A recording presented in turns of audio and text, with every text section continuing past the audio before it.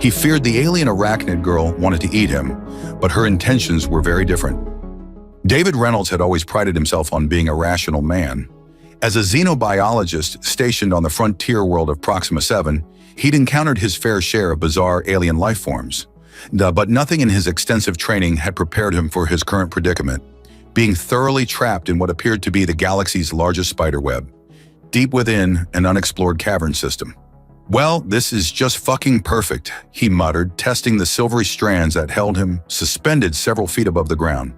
The material was unlike anything he'd ever encountered, stronger than steel, yet possessing an almost ethereal sheen that seemed to pulse with its own inner light. The cave's bioluminescent fungi cast an eerie blue glow across the crystalline formation surrounding him, creating dancing shadows that played tricks with his mind.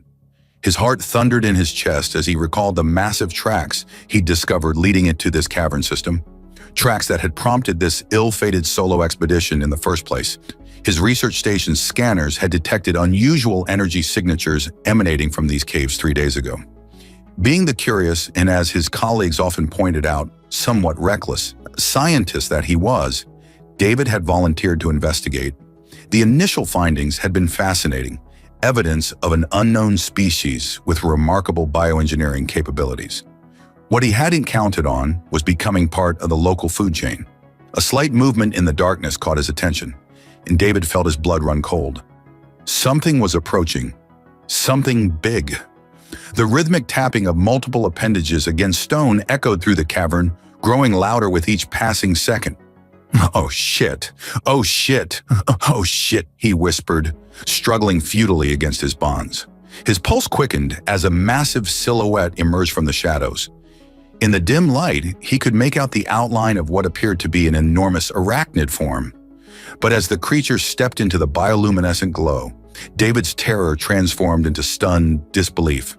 Before him stood not a monster, but quite possibly the most striking being he'd ever encountered. She, and there was no doubt about the gender, had the upper body of a humanoid female with silvery skin that seemed to shimmer like starlight. Fiery red hair cascaded down her shoulders in waves that seemed to defy gravity. Her face was ethereally beautiful, with large multifaceted eyes that sparkled with intelligence and something else. Was that amusement? The lower half of her body was that of an arachnid, but far more elegant than any spider he'd ever studied. 8 legs covered in what appeared to be some sort of biomechanical armor moved with impossible grace as she approached him.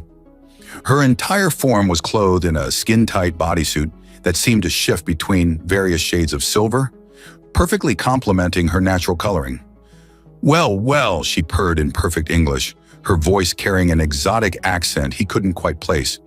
"What have we here? A human male, all wrapped up like a present. How thoughtful of you to drop by." David opened his mouth to respond, but all that came out was a strangled squeak. The Spider-Woman's lips curved into a predatory smile that sent shivers down his spine, though whether from fear or something else entirely, he wasn't quite sure. "I'm Nita," she said, moving closer with fluid grace. "And you, my unexpected guest, are about to make my night very interesting indeed." Nita circled David with predatory grace, each movement a calculated dance that made his breath catch. Her multifaceted eyes sparkled with curiosity and something more intense, a hunger that had nothing to do with food. "I've been studying your species for quite some time," she said, trailing a delicate finger along his jawline. "Humans are fascinating creatures, so full of contradictions. You fear what you don't understand, yet you're driven by an insatiable curiosity to explore the unknown." David tried to maintain his scientific composure, but her proximity was making it increasingly difficult. "You speak our language perfectly," he managed, proud that his voice remained steady. "How long have you been observing us?" She laughed, a melodious sound that echoed through the crystal cave. "Oh, darling, I've been watching your research station since it was established. Your species' attempts at understanding alien life forms are quite entertaining." Her fingers traced patterns on his chest, sending shivers through him despite the protective suit he wore. "Though I must say, your personal research methods are rather reckless. Walking into an unknown cave system alone? Tsk, tsk. I'm beginning to think that wasn't my brightest moment, David admitted, trying to ignore how his heart rate increased with each touch, though the results are proving quite educational. Indeed, Nita's smile widened, revealing perfect teeth that gleamed in the bioluminescent light. And what exactly are you learning, Doctor? Reynolds Hanamranas. The fact that she knew his name shouldn't have surprised him, but it did. That my xenobiology textbooks need serious updating for one thing. Your species isn't documented anywhere in our databases. The Arachnidians prefer to remain selective about our interactions, she purred, her lower body shifting closer. The biomechanical armor on her spider legs caught the light, creating mesmerizing patterns. Though I've decided to make an exception in your case. Why me? David asked, genuinely curious despite his compromising position. Because you're different from the others at your station, Nita replied, her expression becoming more serious. You see beauty where others see monsters. Your research notes about the local fauna, they're not just clinical observations, you appreciate the wonder of each creature you study. David felt his face flush. You've read my personal research logs? Every word, she confirmed, looking rather pleased with herself. Your encryption was child's play to bypass. I particularly enjoyed your poetic descriptions of the crystal butterflies in the southern hemisphere. Living stained glass carried on wings of light. Quite romantic for a scientific journal. I try to capture the essence of what I observe, he said, becoming increasingly aware of how close she was. Her scent was intoxicating, something like starlight and exotic flowers, if such things had a smell. And how would you describe me, Doctor? Reynolds? Nita asked, her voice dropping to a sultry whisper. What essence would you capture in your logs? David swallowed hard, his scientific mind warring with more primal instincts. You're unlike anything I've ever encountered. A perfect fusion of arachnid and humanoid characteristics, with biomechanical adaptations that suggest an incredibly advanced evolution or engineering. Your movement patterns suggest both predator and dancer. Your intelligence is clearly superior to… No, Nita interrupted, pressing a finger to his lips. That's the scientist speaking. I want to know what the man sees. The web's strange properties seemed to pulse in response to her touch, and David felt the strands shift, allowing him to move more freely while still keeping him suspended. It was less like being trapped and more like floating in a silvery cocoon. I see beauty, he admitted finally, his voice rough. Dangerous beauty, like a supernova or a black hole. Something that could destroy you, but you can't look away. Nita's eyes darkened with pleasure. Now that's more like it. You humans have such a wonderful way with words when you let yourselves feel instead of think. Is that what this is about? David asked. Studying human emotions? Partially, she admitted, her hands moving to release more of the web's tension. But mostly, I'm tired of watching from afar. My people believe that true understanding comes from intimate interaction. The way she said intimate made David's entire body tingle. And what exactly does that entail? Well, Nita said, her smile turning mischievous. First, I'm going to release you from this web. Then we're going to have a fascinating cultural exchange that I'm quite certain will revolutionize human-Arachnidian relations. That is… She paused, studying his face. If you're interested in being my first test subject… Test subject? David couldn't help but laugh. Is that what we're calling it? Would you prefer or search partner? Her fingers traced the outline of his jaw again. I promise the methodology will be thoroughly enjoyable. And if I say no, then I release you, you return to your station, and we both pretend this never happened, Nita said simply. Consent is rather important in my culture. We may be predators, but we're not monsters. David looked at her, really looked at her. Beyond the alien beauty and the dangerous allure, he saw intelligence, humor, and genuine interest. His scientific mind was screaming about the opportunity to learn about an unknown species, while the rest of him was focused on much less academic pursuits. Well then, Nita, he said, his voice husky, I believe I'm ready to participate in your research project. Her smile was radiant. Excellent choice, Dr. Reynolds. Now let's begin with some hands-on experimentation. The crystal cave had transformed from a trap into something magical. Nita's web now reconfigured into a comfortable lounging area, glowed with a soft, silvery light that complemented the natural bioluminescence of the cavern. David sat cross-legged on the surprisingly comfortable webbing, his scientific tablet in hand, while Nita gracefully reclined beside him. "So your species actually produces different types of silk for different purposes?" David asked, fascinated by the technical discussion that had somehow become foreplay. "The structural properties must be incredible." Nita's laugh echoed through the cave. "Always the scientist even now?" She traced a pattern on his arm that made his skin tingle. "But yes, we have specialized glands for various silk types. This particular variety," she gestured to their silken seat, "is reserved for special occasions." "Special occasions?" David raised an eyebrow, trying to maintain his professional demeanor despite the heat rising in his cheeks. "Would you care to elaborate on that for my research?" "Oh, I think a practical demonstration would be more educational," Nita purred, her multifaceted eyes sparkling with mischief. She produced a strand of silk that seemed to shimmer with its own inner light. "For instance, this type is specifically designed for sensory enhancement." David watched, mesmerized, as she wrapped the silk around his wrist. The material felt alive against his skin, sending pleasant tingles up his arm. "The neurological implications are fascinating," he managed to say, his voice slightly hoarse. "The silk seems to interact directly with the nervous system." "Indeed," Nita moved closer, her silver skin catching the bioluminescent light.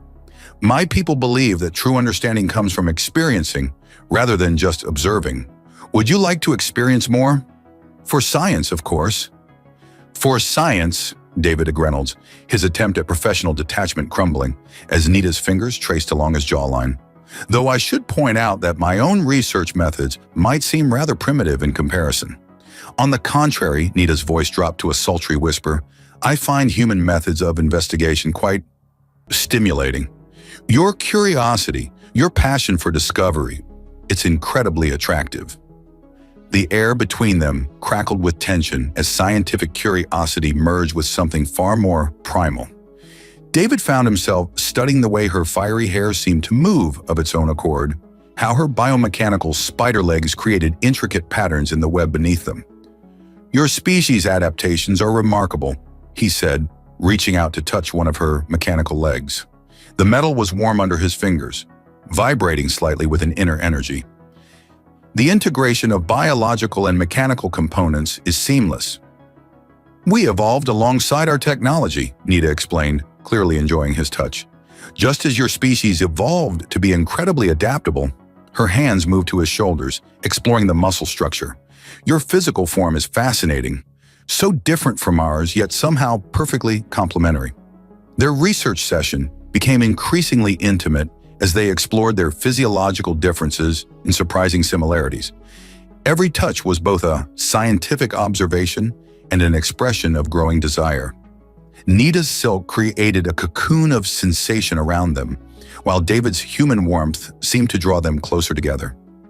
"You know," David said between increasingly heated kisses, "when I came to this planet, I never expected to revolutionize interspecies relations quite like this." Nita laughed against his neck, the sound sending shivers down his spine. "And I never expected to find a human who could match both my intellectual and other appetites." Her hands traced patterns on his chest that seemed to burn through his clothing. "Though I must admit, I've been hoping to find someone like you since I first started studying your species." "Is that why you set this trap?" David asked, gesturing to the web around them. "Were you specifically targeting xenobiologists?" "Actually, I was hoping to catch someone with an open mind and an adventurous spirit," Nita admitted, her expression turning slightly sheepish. "The fact that you're a xenobiologist is just a delightful bonus, though your scientific background certainly makes the cultural exchange more interesting." Their conversation became more fragmented as their exploration became more thorough. Every discovery led to new questions. Every answer led to more intimate investigations. The cave's crystals seemed to pulse in rhythm with their increasingly passionate research. "Your thermal regulation is remarkable," Nita murmured, her silver skin growing warmer where it touched his. "And the way your body responds to stimulus—" "Speak for yourself," David managed to reply, fascinated by how her biomechanical components seemed to resonate with their shared energy. Your entire physiological system is adapting to match mine. The implications for biotechnology are incredible. Always the scientist, Nida teased, but her voice was thick with emotion. Even when we're about to conduct a thorough investigation of interspecies compatibility, David suggested with a grin. Exactly, Amananti, Nida asked Reynolds, pulling him closer. Now, shall we proceed with the practical portion of our research? The cave's bioluminescent light dimmed discreetly as their scientific curiosity gave way to more primal interests, their bodies finding an unexpected but perfect harmony. The crystal formations around them seemed to sing with resonant frequencies as two very different species discovered just how compatible they could be. The first light of Proxima 7's twin suns was just beginning to filter through the cave's crystal formations when David's comm unit erupted with urgent beeping. He stirred reluctantly from the comfortable silk cocoon where he and Nida had spent the night, their bodies still intertwined in a perfect blend of human and arachnid anatomy. Ignore it, Nida murmured sleepily, her fiery hair cascading across his chest. The research station can survive without their favorite xenobiologist for a few more hours? David chuckled, pressing a kiss to her silvery forehead. As tempting as that sounds. The comm unit's increasingly insistent beeping cut him off. That's the emergency frequency. Nida's multifaceted eyes fully opened, suddenly alert. Then you should answer it, though I must say your species has terrible timing. With obvious reluctance, David reached for his comm unit. Commander Chen's holographic image appeared, looking unusually agitated. Reynolds, where the hell have you been? We've got a situation here. The station's defensive shields are failing, and our sensors are picking up massive energy signatures approaching from the planet's northern hemisphere. David sat up straighter, his scientific mind immediately engaging despite his body's protest. What kind of energy signatures? Unlike anything we've seen before. They're similar to the readings you were investigating yesterday, but exponentially stronger. We need your expertise here immediately. Nida, who had been listening intently, touched David's arm. Her expression was concern. Those would be the harvesters, she whispered, quiet enough that the comm unit wouldn't pick up her voice. They come every solar cycle to collect resources. Usually they avoid human settlements, but if your shields are down... David's blood ran cold. He looked between Nida and the commander's hologram, making a split-second decision. I'll be there in 20 minutes, Commander. Have the sensor data ready for analysis. After ending the transmission, he turned to Nida. How bad is this?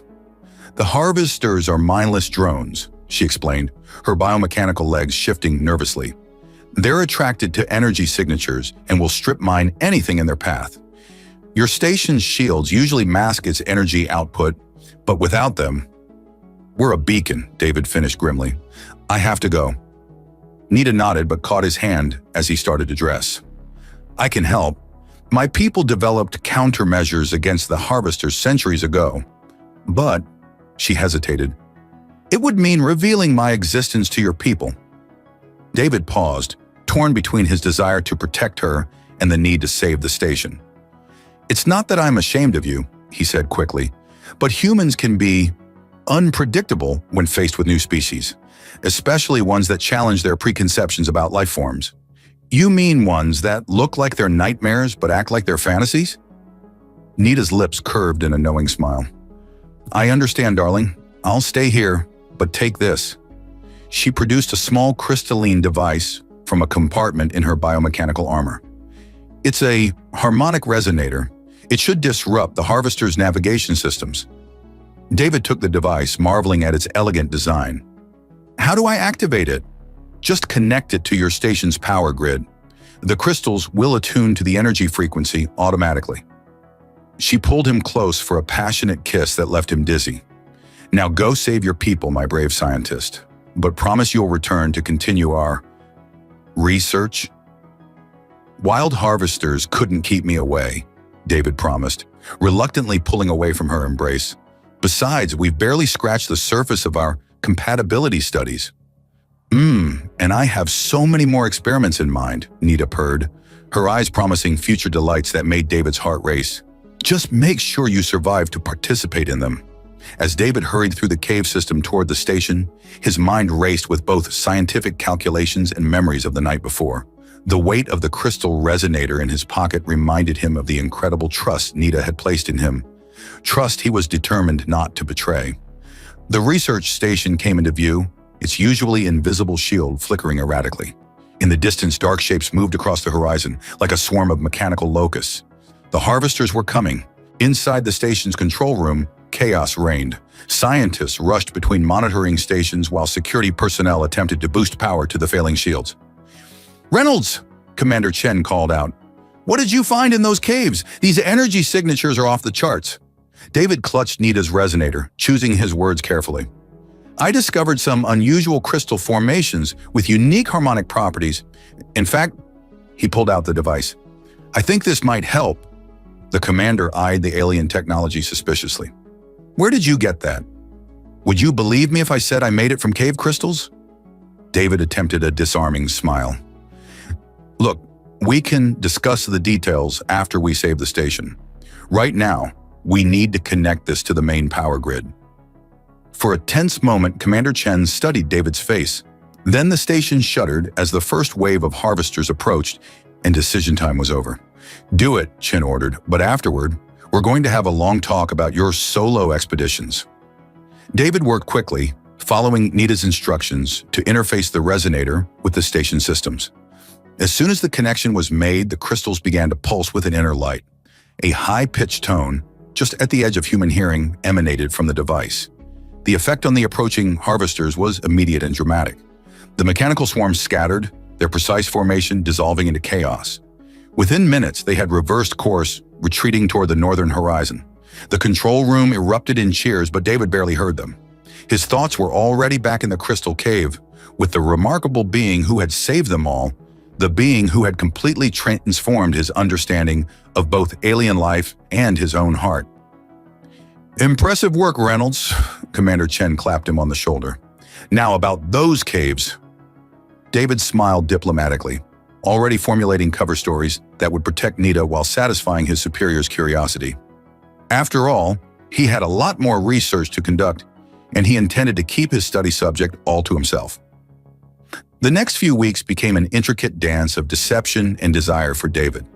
By day, he fabricated research about crystal harmonics to satisfy Commander Chen's curiosity. By night, he sneaked away to the cave system for more intimate research sessions with Nita. "Your colleagues are becoming quite persistent," Nita observed one evening, watching David set up what appeared to be a legitimate research station in the outer chamber of her cave. Her biomechanical legs clicked softly against the crystal floor as she helped him arrange equipment. "Doctor, Parker tried to follow you yesterday," David groaned, remembering how he'd had to take a ridiculously circuitous route to lose his overeager colleague. They're fascinated by the resonator's success. The military's even talking about developing it into a planetary defense system.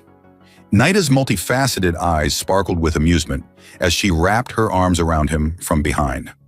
If only they knew the real secret to the technology was a beautiful alien spider woman who fell for a handsome human scientist. Speaking of falling, David turned in her embrace, his hands finding their way to her silvery skin.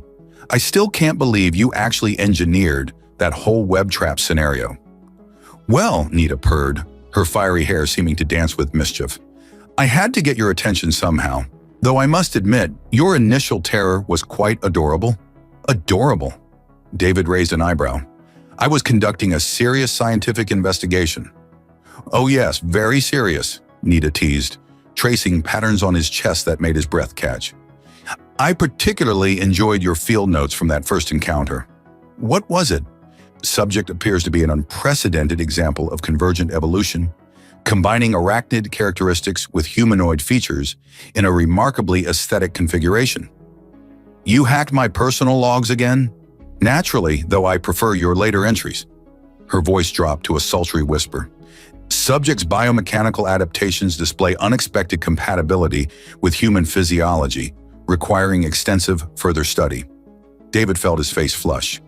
"That was meant to be encrypted." "Darling, your encryption is cute, but my people were developing quantum computers while humans were still arguing about whether the Earth was flat." She kissed him softly. "Besides, I find your scientific objectivity incredibly arousing." Their playful banter was interrupted by David's comm unit. He checked the message and sighed. Commander Chen wants another progress report on the crystal research tomorrow morning. Then we should probably create some actual data for you to show him, Nita said practically, though her hands continued their distracting exploration. What if we set up some genuine crystal resonance experiments? Nothing that would reveal my existence, of course, but enough to support your cover story. David stared at her admiringly. You're brilliant, you know that. I know, she agreed, Reynolds with a grin.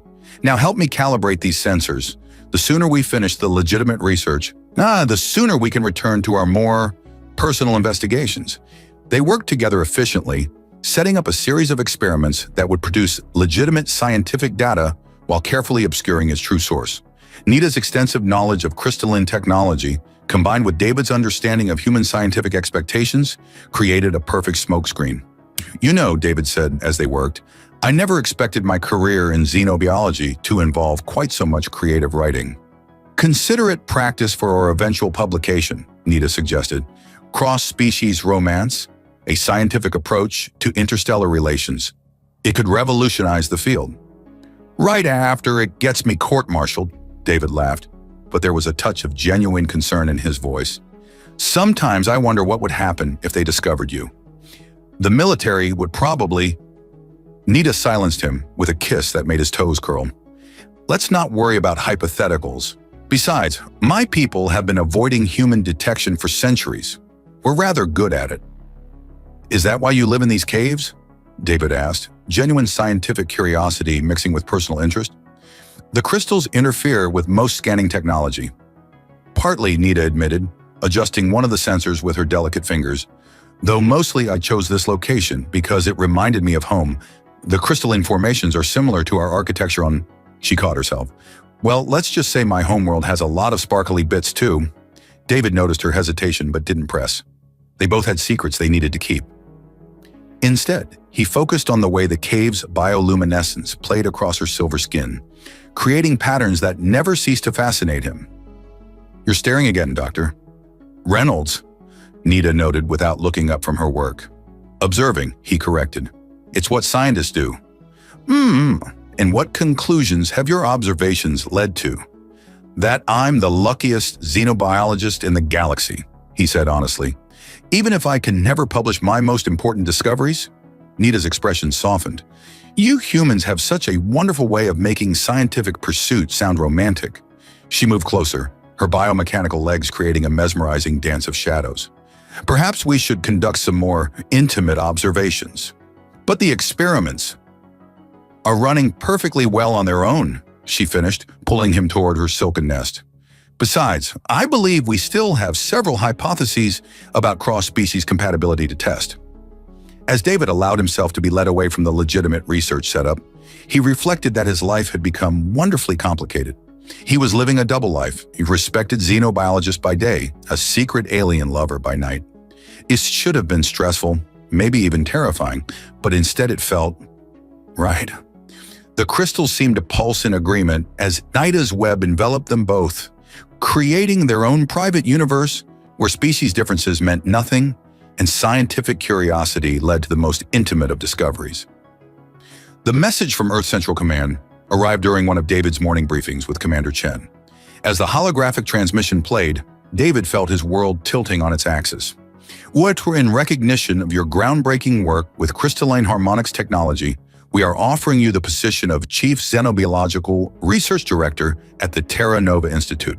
This prestigious appointment includes full funding for your research, a state-of-the-art laboratory, and... The words continued, but David's mind had already drifted to the crystal caves, to silvery skin and fiery hair, to nights filled with wonder and discovery. This was everything he'd ever dreamed of professionally, before he'd discovered dreams he never knew he could have. Congratulations, Reynolds. Commander Chen's voice broke through his thoughts. This is an incredible opportunity. The Terra Nova Institute? That's the top research facility in the solar system. David managed a weak smile. Yes, sir. It's quite an honor. They want you there within the month, Chen continued, scanning the details. We'll miss your expertise here, but this is the chance of a lifetime. A month. 4 weeks to either leave behind the most extraordinary discovery and relationship in human history, or throw away the career opportunity most scientists would kill for. That evening, David made his way to the caves with a heavy heart. He found Nita in their usual chamber, working on what appeared to be an upgrade to their crystal resonance equipment. The sight of her, graceful, brilliant, and utterly unique, made his chest ache. "I can tell by your face that something's wrong," Nita said, her multifaceted eyes studying him intently. "Did Dr. Parker finally figure out how to follow you here?" David shook his head, dropping onto their silken lounging area. "I've been offered a position on Earth, Chief Research Director at the Terra Nova Institute." Nita's biomechanical legs stilled, the only sign that the news had affected her. "That's quite an achievement," she said carefully. "When do they want you to start?" "A month." David ran a hand through his hair. "It's everything I ever wanted before you got caught in a spider's web." Nita's attempt at humor couldn't quite mask the emotion in her voice. She moved closer, her silver skin catching the crystal light. "You should take it." David's head snapped up. "What?" "The position. You should accept it." Her voice was steady, but her hands trembled slightly as she reached for him. "This is your dream, David. The chance to advance human understanding of the universe, to make real changes in how your species approaches xenobiology. But what about us, our research, our ... He gestured helplessly between them, unable to find a word that encompassed everything they'd become to each other. Nita's smile was bittersweet. "Our unexpected experiment in cross-species compatibility?" She traced his jaw with delicate fingers. "That's exactly why you should go. You understand now, in a way no other human does, that the universe is full of wonders beyond imagination. You could help prepare your people for the day when they're ready to discover those wonders." "I don't want to prepare people for wonders," David said, pulling her close. "I want to live them, with you." "Such a romantic scientist," Nita murmured against his neck. "But think about it logically. Your research here, even disguised, has already advanced human understanding of alien technology. Imagine what you could do with full funding and resources." "I'd be researching the wrong things," David argued. "Crystal harmonics are just a tiny fraction of what your people know. The real breakthroughs, the real wonders, they're all here with you." "David," Nita started, but he cut her off with a kiss that made her biomechanical components hum with energy. "No," he said when they finally parted. "I've spent my whole career studying life forms across the galaxy, but it wasn't until I met you that I truly understood what it means to be alive. To connect with another being so completely that species differences become meaningless." Nita's eyes sparkled with emotion. "You humans are remarkably adaptable. It's one of your most fascinating qualities." "Then let me adapt here," David said. "I'll tell Commander Chen I'm declining the position, that my research here is too important to abandon." "And what about your career? Your dreams?" David laughed softly. "My dreams changed the moment you stepped out of the shadows and scared the hell out of me. Besides," he added with a grin, "can you imagine trying to explain to the Terra Nova Institute why their chief research director keeps sneaking off to alien caves?" "You could always claim you're conducting field research," Nita suggested, her humor returning. "Very thorough, hands-on field research." "Speaking of hands-on research," David pulled her closer, reveling in the way their bodies fit together despite their differences. "I believe we have some ongoing experiments that require attention." "Always the dedicated scientist," Nita purred, her web beginning to cocoon around them. Though I must say, your research methods have improved significantly since our first encounter." "Well, I had an excellent teacher," David murmured as the crystal light dimmed accommodatingly.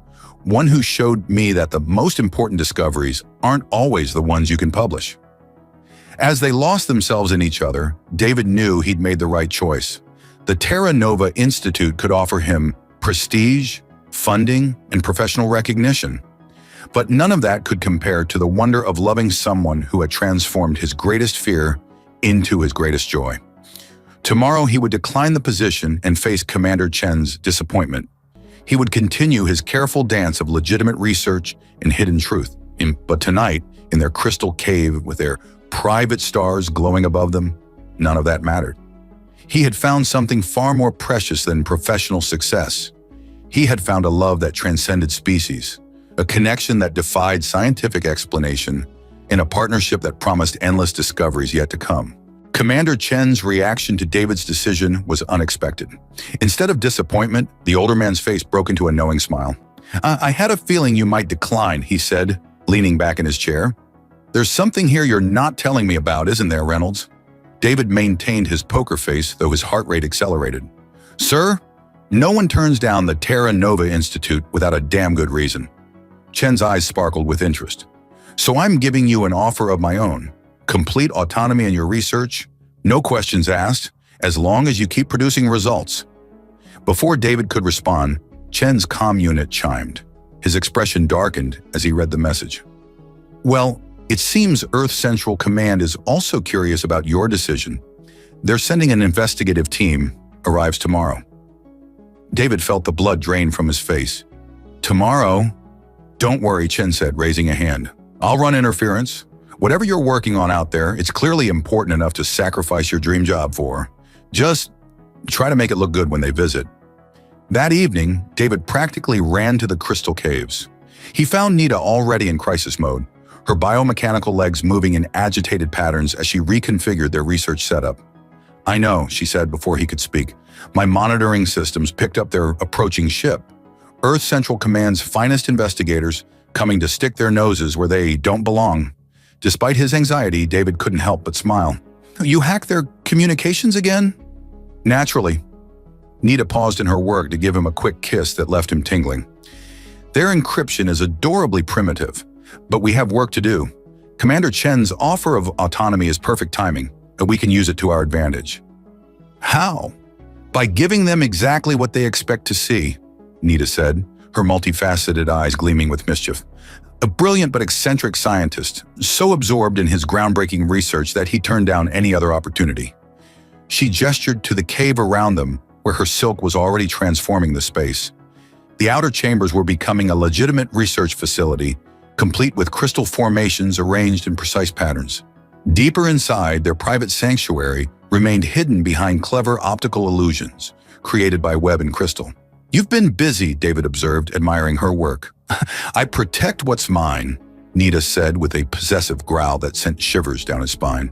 Now help me set up these crystal matrices. We need to make this look impressive enough to satisfy their curiosity without revealing anything too revolutionary. They worked through the night, Nita's alien technology and David's human scientific knowledge combining to create a convincing research facility. By morning, the outer caves looked like exactly what Earth Central would expect, an advanced crystalline harmonics laboratory. Remember, Nita said as dawn approached, you're not hiding anything. You're just so focused on your work that you barely notice them. Humans expect genius scientists to be a little unusual. Unusual? David raised an eyebrow. You mean like falling in love with an alien spider woman? Exactly, Nita purred, pulling him close, though that part we'll keep to ourselves. Her kiss was both passionate and reassuring. Now go. Be brilliant. Be distracted. Be human. The investigative team arrived with all the subtlety of a meteor strike, three stern-faced officials in pristine uniforms, led by a doctor. Harrison, whose reputation for thoroughness was legendary. Dr. Reynolds, Harrison said, shaking David's hand firmly. Quite a setup you have here. Perhaps you could explain why this research is more important than advancing human science at the Terra Nova Institute? David channeled his inner absent-minded professor, launching into a detailed explanation of crystal harmonics that he knew would make their eyes glaze over.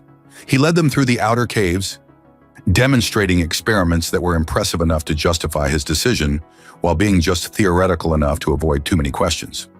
You see, he said, adjusting a crystal formation while barely looking at his visitors, the resonance patterns suggest possibilities far beyond our current understanding of matter-energy interactions. The Terra Nova Institute's focus is too narrow, too conventional. Here I can pursue the real breakthroughs. Harrison frowned. And you achieve these breakthroughs alone? In caves? The isolation helps me think, David said vaguely, pretending to be distracted by a reading. Besides, the crystals only respond properly in their natural environment.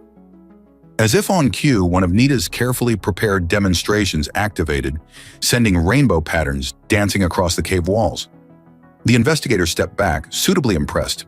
Remarkable, Harrison admitted, but surely with proper funding. No, impossible, David interrupted, waving his hand dismissively. The ambient conditions here are unique. Moving the research would set me back years. Now, if you'll excuse me, I need to adjust these matrices before the next harmonic cycle. He turned his back on them, pretending to be absorbed in his work. Behind him, he heard Harrison sigh. Well, Commander Chen, the investigator said, it seems Dr. Reynolds' dedication to his research is genuine, if perhaps somewhat obsessive. He's the best xenobiologist I've ever worked with, Chen replied proudly, even if his methods are unconventional. The team left shortly after, satisfied that they'd found exactly what they expected. A brilliant scientist too caught up in his work to care about career advancement. As their footsteps faded, David felt a familiar silken strand brush his neck. Brilliant performance, Nita whispered from her hiding place in the shadows, though I particularly enjoyed the part where you called their understanding conventional. David turned to find her trying to suppress her laughter. Well, compared to my current research partner, they are rather limited in their perspective. Speaking of perspective, Nita said, emerging fully from the shadows, I believe we should celebrate our successful deception. I have some very unconventional experiments in mind. Do these experiments involve your special silk? David asked, already being drawn into her web. Among other things, Nita purred. After all, we need to maintain your reputation as a dedicated researcher.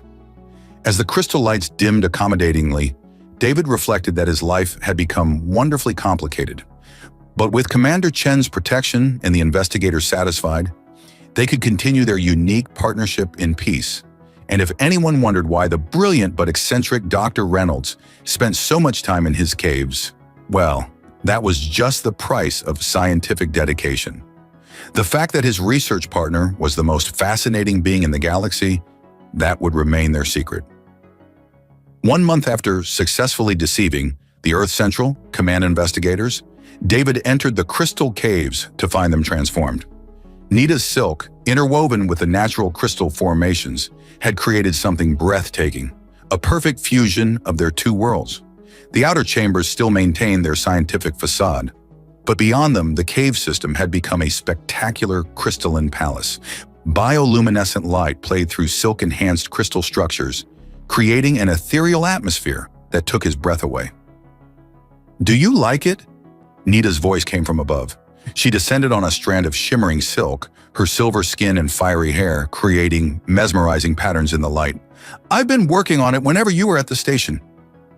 It's incredible, David breathed, taking in the intricate details. The walls were lined with a combination of crystal formations and specialized silk that seemed to pulse with its own inner light. Living quarters had been crafted that perfectly accommodated both human and Arachnidian anatomy. But why? Because, Nita said, landing gracefully beside him, I'm tired of hiding in shadows. I want to build a real home with you. She guided him deeper into their crystal palace, to a central chamber where an elaborate web structure hung suspended in the space. This, she said, suddenly seeming nervous, is a binding web. In my culture, when we choose a life partner, we weave one together. Her multifaceted eyes searched his face. I know it's not a human tradition, but David cut her off with a kiss that made her biomechanical components hum with energy. Are you asking me to marry you in Arachnidian style? Well, Nita said, her silver skin flushing slightly. Considering how our relationship began, with you caught in my web, terrified I was going to eat you, I thought it was appropriate to make it official with another web.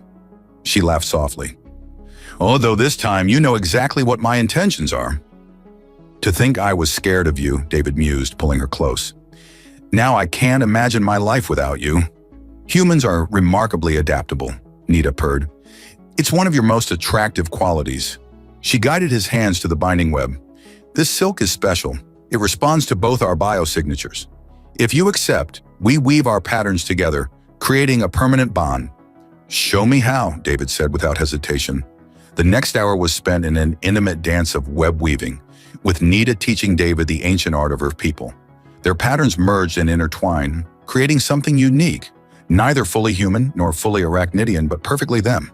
There's one more surprise, Nita said when they made on site when they finished. She led him to what appeared to be a laboratory space, but unlike anything he'd seen before. I've been consulting with my people. We think it's time for a controlled revelation of our existence. David stared at her in shock. You mean? We start small, she explained. Published papers about theoretical cross-species compatibility, gradual introduction of more advanced concepts, all through your legitimate research, of course. Her eyes sparkled.